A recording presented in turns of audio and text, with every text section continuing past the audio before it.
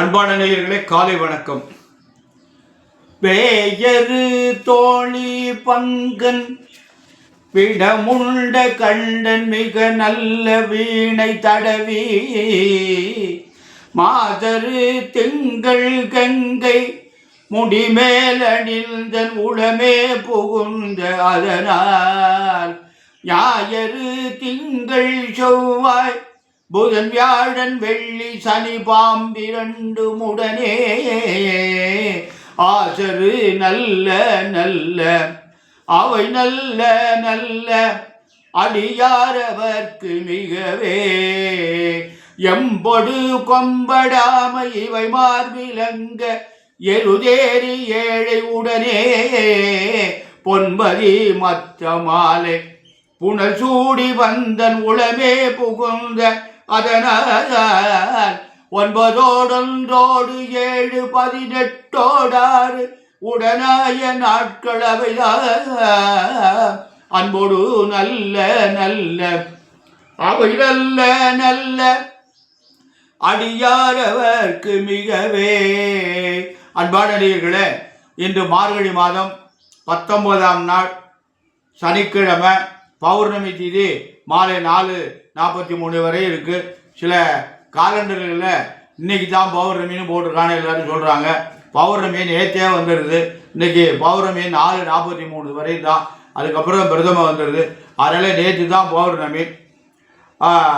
திருவாதிரை நட்சத்திரம் இந்த 6:59 மாலை வரை இருக்கு. பின்னாடி புனர்பூச நட்சத்திரம், சித்த யோகம், ராகு காலம் இன்னைக்கு 9 முதல் 10:30, யமகண்டம் 1:30 முதல் 3, குளிகன் 6 முதல் 7:30, சூலம் கிழக்கு, பரிகாரம் தயிர்.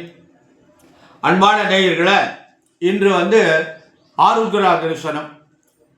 சிதம்பரத்திலேயும் உத்தராசுமங்களையும் பிரமாதமாக இருக்கும். இன்று அந்த நடராஜ பெருமானுடைய வழிபாடு, தில்லை அம்பல வாணனுடைய வழிபாடு இன்று பிரமாதமாக இருக்கும். அதில் சிதம்பரத்தில் இன்றைக்கு ஆருத்ரா தரிசனம் நடக்கும். இதில் உத்தராசுமங்கையில் மரகதலிங்கம் இந்த சந்தனத்தை பிரித்து மீண்டும் சந்தனத்தை அபிஷேகம் பண்ணுவாங்க. இன்னைக்கு பார்க்கலாம், இல்லைன்னா அடுத்த வருஷம் தான் பார்க்கலாம்.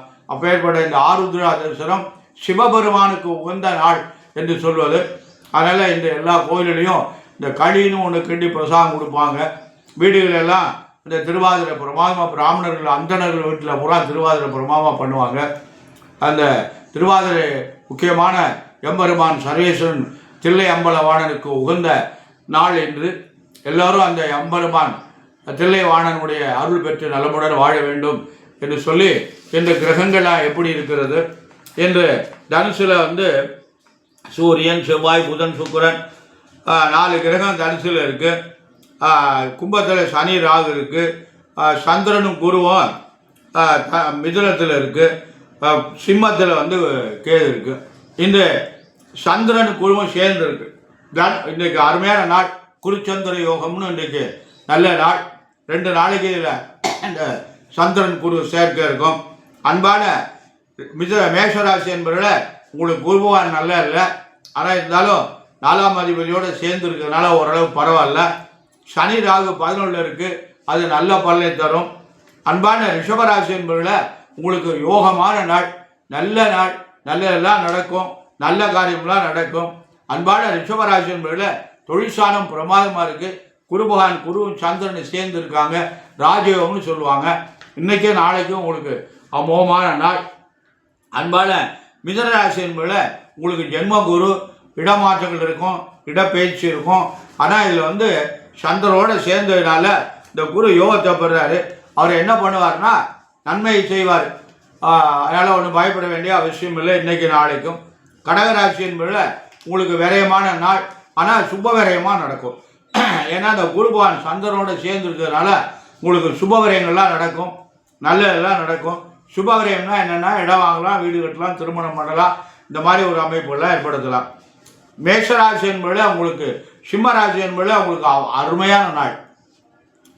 சந்திரன் 11, குருவும் 11, 2 பேரும் சேர்ந்து இருக்காங்க. குருச்சந்திர யோகம் இருக்குது. இன்றைக்கி நாளைக்கும் சிம்மராசி என்பதுக்கு அமோகமான நாள். கன்னி ராசி என்பது உங்களுக்கு நாள் சரியில்லை, பார்த்து ரொம்ப கவனமாக நடந்து கொள்ளுங்கள், நல்லது. துலா ராசி என்பவர்களுக்கு அமோகமான நாள். துலா ராசி என்பவர்களுக்கு நல்ல காரியம் பூரா அன்னைக்கு நாளைக்கு நடக்கும். நீங்கள் எதிர்பாராத காரியம் கூட இன்றைக்கி நாளைக்கு நடக்கும். அன்பேனால் விருச்சிக ராசியின் மேலே அஷ்டம குரு, புதுசாக எதையும் செய்யாதீங்க, கொஞ்சம் பார்த்து ஜாக்கிரதையாக நடந்து கொள்ளுங்கள். தனுசு ராசி அன்பர்களுக்கு அமோகமான நாள். இன்று நாளையும் நல்ல சிறந்த நாள், நல்லதெல்லாம் நடக்கும். தனுசு ராசி என்பதில் ரொம்ப கவனமாக நடந்து கொள்ளுங்கள். மகர ராசி என்பவர்களுக்கு ஏழையுடைய தாக்கம் இருக்கிறது. ஆனால் குரு பகவான் 6ஆம் இடத்துல இருக்கார், அவர் சந்திரனோடு சேர்ந்து இருக்கார், அது நல்லதில்லை, அதனால் பார்த்து ஜாக்கிரதையாக நடந்து கொள்ளுங்கள். கும்பராசி என்பவர்களுக்கு அனுபவமான நாள். 7 இருந்தாலும் குருச்சந்திர யோகம் இருக்கிறது, நல்லது. இந்த 7 ஜென்மச்சனி நடந்து கொண்டு இருக்கிறது. மாசி மாதம் 22ஆம் தேதி சனி பயிற்சி.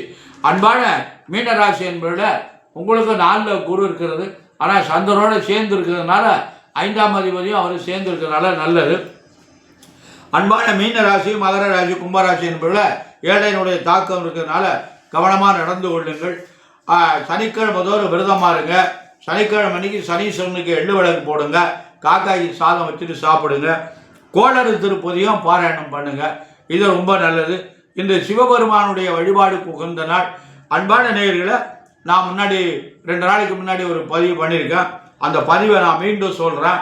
அதாவது நம்ம ஆலயங்களில் தீபம் ஏற்றுக்கின்ற பொழுது இப்போ புதுசாலாம் ஒவ்வொன்றே கண்டுபிடிச்சி ஏற்றின்னு இருக்கோம். வெத்திலையில் வச்சு விளக்கு போடுறாங்க, அது மாபெரும் தவறு. வெத்திலையில் தீபமெல்லாம் ஏற்றக்கூடாது. வெத்திலை பூஜைக்கு உகந்தது, அதில் தீபம் வைக்க சொல்லி எந்த ஆகமத்திலையும் சொல்லலைன்னு நினைக்கிறேன். நல்லா படித்தவங்களை கேளுங்க. தேங்காய் முடியில் விளக்கு போடுறது, பூசணிக்காயில் விளக்கு போடுறது, இதெல்லாம் இந்த குறிகாரங்க சொல்கிற வாடு. இதெல்லாம் சுவாமிக்கு கோயிலில் சுவாமி சன்னதியில் இதெல்லாம் செய்யக்கூடாது. படித்தவங்க இதெல்லாம் தடுக்கணும். ஏன்னா மக்கள் தவறு நிறைய பண்ணுறீங்க. அந்த தவறு நமக்கு தவறான பலனை தான் தரும், நல்ல பலனை தராது. இறைவனிட நாம் வணங்குகின்ற பொழுது நமக்கு அந்த சன்னதிக்குன்னு ஒரு தனி மரியாதைகள் இருக்குது, அந்த முறைப்படி நாம் நடந்துக்கணும். அன்பான நேயர்களை, நாம் தப்பு பண்ணோம்னா நமக்கு பலன் நம்ம வேண்டிக்கிட்டாலும் அந்த பலன் நமக்கு வேலை செய்யாது. அதனால் முறையான மருந்து சாப்பிட்டா தான் நோய் தீரும். அதனால் முறையாக நம்ம இறைவனை வணங்கினா தான் நமக்கு நல்லருள் கிடைக்கும், இறைவனுடைய அனுக்கிரகம் கிடைக்கும். நம்ம வாட்டுக்கு இருந்தியா கண்ணை மூடிட்டு ஒன்றுமே தெரியாமல் பண்ணால் அதை பரவாயில்ல, ஆனால் தெரிஞ்ச சொல்லி கொடுக்கணும், இப்படி பண்ணாதீங்க அப்படி இருக்கணும். சில கோயில்கள் அதை பற்றி பேசுகிறாங்க, இல்லை சொல்லணும். எல்லா சிவாச்சாரியர்களும் இந்த வெத்தலையில் விளக்கு போடுறது, எலுமிச்சம்பழத்தில் விளக்கு போடுறது, கண்டத்தில் விளக்கு போடுறது, இதுக்கெல்லாம் மக்கள்கிட்ட சொல்லி அவங்களுடைய செயல்பாடுகளை மாற்றி ஒரு நல்ல ஒரு பலன்கள் கிடைக்கணும், நல்லபடியாக வழிபாடு செய்யணும் என்பதற்கான வழிமுறைகளை அவங்களுக்கு சொல்லிக் கொடுக்கணும். அன்பான நேயர்களை, தவறாக நினச்சிக்கிறாதீங்க.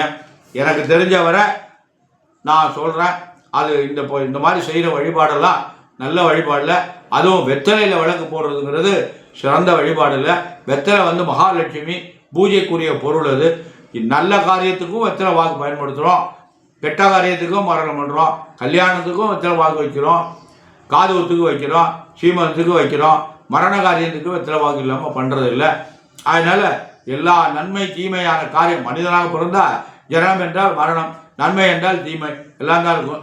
இதுக்கெல்லாம் பயன்படுத்தக்கூடிய இந்த வெத்தலை பார்க்கும். அதனால் அந்த வெத்தலையை நம்ம தீபமாக ஏற்றி பண்ணக்கூடாது. இது அரைகுறையாக படித்தவங்க இதை சொல்லி விட்டுறாங்க, அந்த மாதிரிலாம் இருக்குது. நெல்லிக்காய் மாலைன்னு அதை வேறு சொல்கிறாங்க, அதெல்லாம் தவறான கருத்து. நெல்லிக்காய் மாலை, நெல்லிக்காயை பற்றி கோவிலுக்கு பூஜைக்கு சொல்லலை.